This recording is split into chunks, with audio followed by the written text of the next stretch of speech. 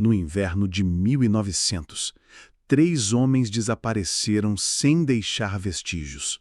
Não houve luta, não houve testemunhos, nem mesmo um único corpo foi encontrado. Apenas silêncio, um farol vazio e um diário com a última frase de um dos 3 homens que ecoa até hoje entre as brumas da costa. O mar está bravo, Deus está com todos nós. Mas o que realmente aconteceu com os guardiões do farol de Eilean Mor é o que vamos tentar entender no vídeo de hoje. Nossa história começa no final do século XIX. As ilhas Flannan, na costa oeste da Escócia, sempre foram temidas por navegadores. A região é cercada por rochas afiadas, ondas violentas e tempestades repentinas. Para evitar tragédias, em 1899 foi construído o farol de Eilean Mor, operado por 3 homens por vez, em sistema de rodízio. Eles ficavam semanas isolados, revezando entre períodos de 6 a 8 semanas. O turno era tão rigoroso que sempre havia um 4º guarda substituto esperando no continente, pronto para assumir em caso de emergência. Em 15 de dezembro de 1900, os guardiões eram James Ducat, chefe da equipe, com anos de experiência, Thomas Marshall, segundo assistente, responsável pelos registros diários, e Donald MacArthur, um marinheiro veterano mais conhecido por seu temperamento explosivo. Ele havia substituído o 3º assistente original, que estava doente. A última comunicação com eles foi feita por bandeiras, no início de dezembro. Após isso, silêncio absoluto. Em 15 de dezembro, o navio Arctor, que passava pela região, notou que o farol estava apagado, algo extremamente grave, já que a luz do farol deveria estar funcionando sem falhas, especialmente à noite. No entanto, o clima estava terrível nos dias seguintes. Ventos acima de 100 km por hora e ondas de mais de 20 metros impediram qualquer aproximação da ilha. Somente 11 dias depois, em 26 de dezembro, o navio de abastecimento Hesperus conseguiu chegar. Mas, ao se aproximarem da costa, perceberam algo muito estranho. Não havia sinal dos guardiões, nenhuma bandeira hasteada, nenhum som, nenhum movimento. O capitão enviou 2 homens à ilha. A porta principal estava fechada por dentro. Eles forçaram a entrada. E foi aí que o mistério começou a tomar forma. Por dentro, o farol estava intacto. Os relógios haviam parado. Todos marcavam o mesmo horário. As camas estavam feitas, a cozinha arrumada, com comida posta como se alguém estivesse prestes a se sentar. 2 casacos de chuva estavam pendurados, mas o de Donald MacArthur havia desaparecido. No galpão externo, as ferramentas estavam fora do lugar e uma cerca de ferro havia sido violentamente arrancada, como se atingida por força extrema.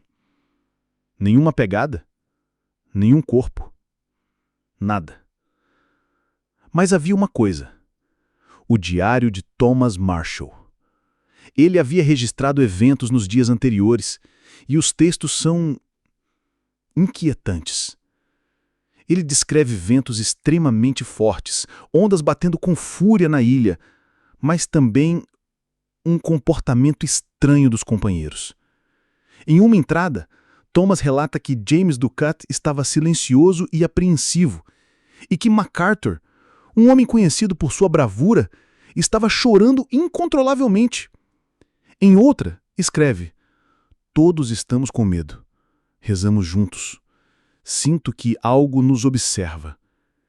E então, a última entrada, feita no dia 15 de dezembro. "O mar está bravo. Deus está com todos nós." Nenhum registro depois disso. Quando a comissão da Escócia foi investigar, algumas teorias foram levantadas. A primeira foi a mais lógica. Uma onda gigante teria atingido a ilha quando os homens estavam do lado de fora. Mas isso levantou dúvidas.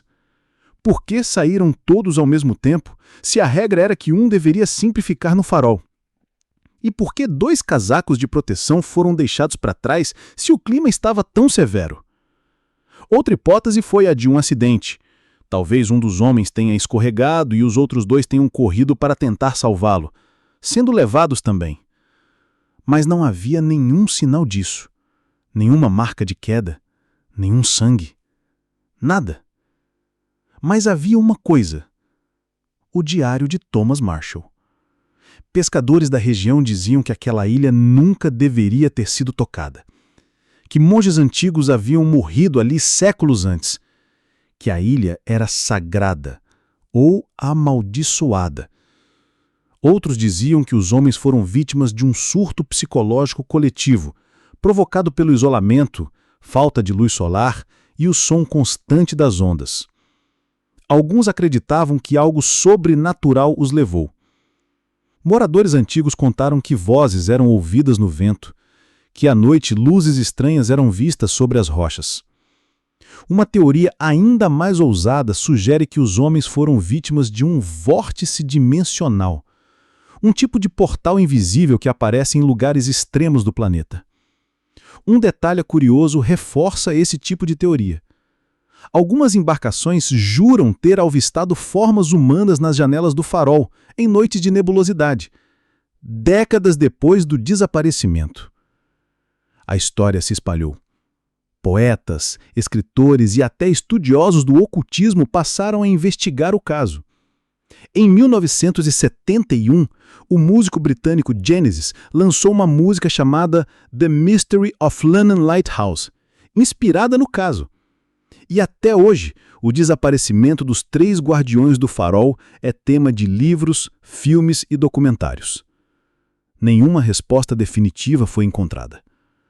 Os corpos nunca foram recuperados.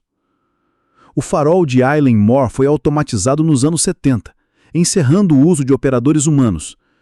Mas muitos afirmam que a presença deles ainda pode ser sentida. Alguns turistas relatam ouvir sons de passos e murmúrios quando se aproximam da ilha. Outros dizem ter visto 3 figuras observando da torre do farol, paradas, silenciosas, mesmo quando o local está desativado. E assim permanece o mistério. 3 homens, isolados em um ponto remoto do mundo, apagados da história, sem deixar rastros. Teriam sido vítimas do acaso, da natureza, da própria mente, ou será que tocaram em algo que não deveriam tocar? Talvez o mar guarde seus próprios segredos e nem sempre esteja disposto a devolvê-los. E você? O que acha que aconteceu com os guardiões do farol de Island Moor? Comente aqui embaixo. E se quiser mais histórias reais, sombrias e inexplicáveis como essa, curta o vídeo, ative o sininho e se inscreva no canal.